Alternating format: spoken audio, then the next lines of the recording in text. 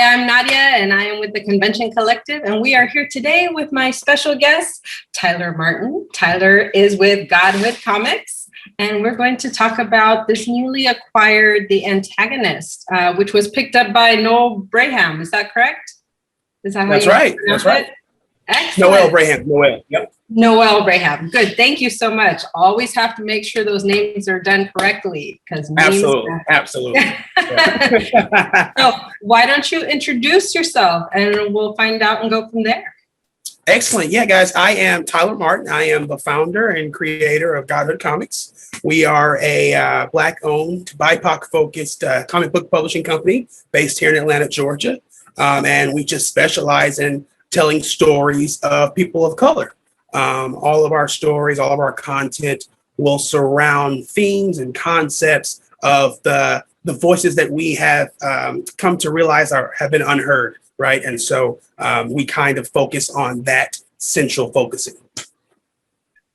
Tell us a little bit about what inspired you to get into making comics. I know just personally from the BIPOC community, we're never really focused on, but we are in comic books, right? We have representation in comic books, but we're never really the ones making those stories. What got you into that? Absolutely. Well, I was raised by a single mother here in Atlanta, and I just remember how hard she worked and the stress that life brought to the household. And so reading comic books and watching these cartoons, it was my escape. And through that, I just found this entire reality. And I think it's good to have, I think we all need a creative space to exclude to, right? To escape the harshness of reality. And for me, it was comic books. And I fell in love with X-Men, Spider-Man, Black Panther, and all of these characters who are related to. But like you said, I just lacked, I never could find anyone that looked like me or that had my story or my life or my neighborhood, in fact, my community. And so it kind of, even from an early age, I just started writing. I mean, I remember pencil just writing at my desk, writing comic books. And I think that's an important point when we look at it, is that the comic books, while reflective and have us, they don't really tell our stories. So do you think when you started writing The Antagonist, was that kind of something where you wanted to reflect your own personal story, or was it a story that you had heard or a story you wanted to hear? I think as a Black man, as a person of color, we all have our own different stories. But if you sat in a room with each other, the stories would start to feel similar, right? We would have all experienced the same things. And I think when writing The Antagonist, I put my own stories into it, but also talked to a lot of friends and families who we all shared the similar stories. Some of the similar prejudice, some of the similar fears that we go through, just different things in perspective. So I think it's a story of a collective. It's really a BIPOC collective story of some of the concerns that we have in our community today and in the past.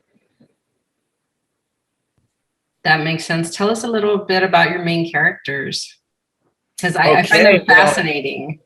Yes. Well, so the story of The Antagonist centers around a couple, duo named Ultima and Desructus, who are actually married. They're in love.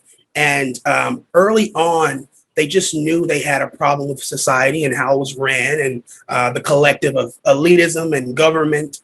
And so unlike us, some of us who disagree with certain things, they have the ability to actually change things, right? They have the superpowers to actually get out and make a better world that they thought would be better. And so our lead is the father. His name is Calvin Eval. He is very educated. He possesses telepathy and telekinesis and is an expert tactician and strategist. My personal favorite character is Calvin's wife, and I think a lot of our fans resonated with her.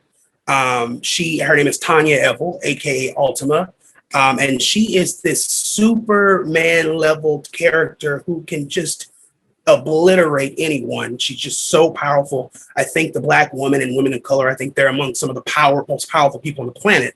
And so I literally made the most powerful person in the comic book a Black woman. That's just how it's a lot of aspects come from my mom and being raised by a single Black mother. So those are the two main characters and everyone's favorite so far. That's amazing and so important. It touches on that idea that our characters reflect what we want to see, correct? And what we see in our community, not just. Absolutely. How do you feel important it was for you to dispel those types of tropes too? Well, I think a lot of the time as creators or writers, we have to get outside our own experiences. As I touched on earlier, we have to get on outside our own reality because when you're creating at this level, you owe it to your supporters and to, like I spoke of earlier, those unheard voices. You owe it to them to tell their stories and to tell their perspectives. It was important for me, as I said, to get out of myself and talk to family and friends, and especially women. I talked to a lot of women of color, including aunts and uncles and friends, girlfriends, about their frustrations, right? Their frustrations with going through life as a woman of color. And I was able to just go along and collectively create the antagonist. And I think it took off, and it took off in such a fast pace because people were really able to relate to these characters and this family in general. Have you encountered any of your fans? Have you gotten any feedback? What's that look like? Yes. It has been astounding. And I actually go out and say, hey guys, give me some negative feedback on this, come on, I need the negative, it can't all be great. But we're excited. I'm really excited about the feedback. I mean, I put in a lot of work and time and effort, and just knowing that that's been received so well is amazing. But yes, I beg for criticism, but none yet. So here's hoping. Have you shared these comics with your mother? What does she think? Yeah, so she actually, well, my mom is a do-gooder, and the antagonist is all about this couple that don't do so good. So on that aspect, she was not too thrilled, but she loves the character of Tonya and just being a woman. My mom is a very opinionated woman. She's a woman who during the workforce, at work, and being only Black female in the office, was able to vocally state her issues with the work environment. And Tonya is the same way. She's very opinionated, very career-driven woman, and my mom admired that part of the book. So that was a go from her. So I'm pretty excited about that. I love that. I love being able to show that strong women, right? Especially women of color, yes. Strong women, strong Black women. Yes. Absolutely. Mentally, physically, and emotionally, just that power it exudes, and all of that collectively created Tonya Eval. That's wonderful. So tell me a little bit about this collaborative that you have with Braham Entertainment. Like, what's that going to look like? Are we going to look for a movie? Are we looking for... Well, right now we are excited just to expand on the universe in another medium. We don't have all the details right now, but I can just say that everyone involved is talented. Everyone involved is driven. We all know how important it is that we get this story out. Right. It's different from mainstream Hollywood. It's different from a lot of the things you're seeing right now. I can't actually wait for you to read the book. I'm going to immediately send them to you, and you'll understand that this is definitely needed. But yeah, everyone involved for the adaptation and that medium, whatever we choose to do, we're just excited and we're just ready to get the gears rolling. That's amazing. So how do you feel right now? Like, how has this all hit you yet? Going to this level, having these mass amounts of potential now coming towards your way? It's sinking in. The book isn't even out yet, and we've had this massive frame of success, and feedback and following, and so it's kind of creeping up on me. I knew when I was writing the script, I knew I had something here. I knew it was something different. I'm an avid comic book reader. I mean, if I could pull out my collection right now, that's all I do every day is read comic books. So I'm familiar with what's out there, both on Marvel, DC, and other indie comics publishers. I'm familiar with what's out there and what's always coming and what's coming in the future. So I knew when writing the script that I definitely had something, but I didn't anticipate it to happen so quick. I wrote this script in December, and we went and launched a Kickstarter and went to publication. And so it's been literally a year now, coming on a year now that all this has happened. So to answer your question, no, but it's sinking in slowly, definitely. So my next question is always one I get different perspectives of, but again, like you said, all the stories kind of do similar, right? How do you feel as a marginalized person coming into this community that has often been one way, cisgender white men?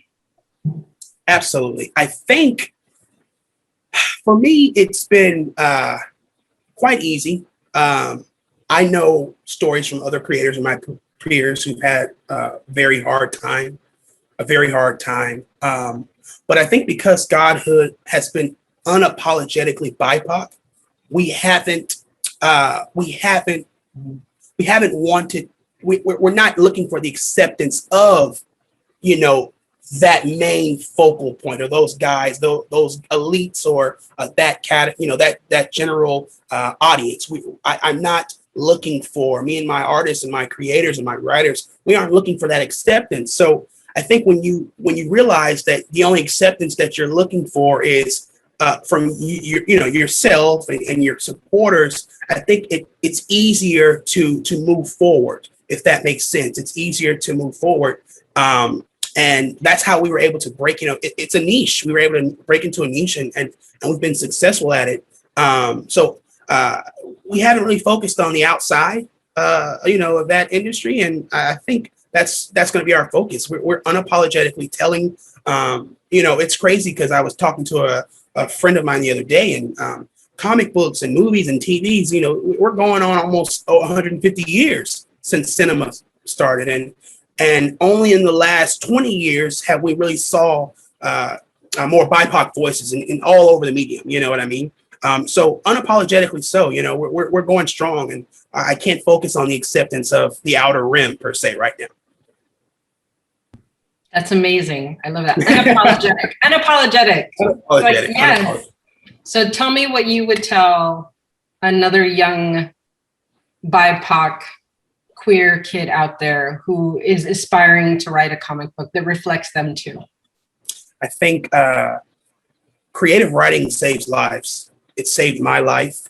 I have I was a high school teacher for 10 years. I turned on a lot of people to comic books. I think we teach Godhood Comic Schoolhouse right now, where we teach upcoming creators the ins and outs on beginning of comic book creations. And I tell my students all the time, the time to start is now. The world is waiting on you. You're not waiting on the world is waiting on you. And you never know how many people they are that are just like you that need to hear your story. So I think creative writing, I always say creative writing saves lives. That touched my heart. It really did, because I'm sure there are kids out there that are going to be like, yeah. Oh, man. Oh, no. Yeah, I'm sorry. No, it's good. They leave it all on the page. That's amazing. Yeah. Tell me where we can see you next. Are you going to be here in Comic-Con in November? So we're actually Friday, we're doing Atlanta Comic-Con, and then we'll be at Dragon Con also in Atlanta in September. We are not doing Comic-Con this year, but we will definitely be in Comic-Con 2022. You can always follow us at Godhood Comics on Instagram, Twitter, or Facebook, or just type in our website, www.godhoodcomics.com, and we'll have news and updates on anywhere you can find it. It's amazing. Thank you, Tyler. That was incredible. Thank you so Again, much. Thank you. I am with Tyler Martin. He is the writer of The Antagonists, creator of The Antagonists. With Godhood Comics, you are partnering with Braham. Braham Entertainment. So thank you. I am your melanin gifted critic, and I am signing off. Love it.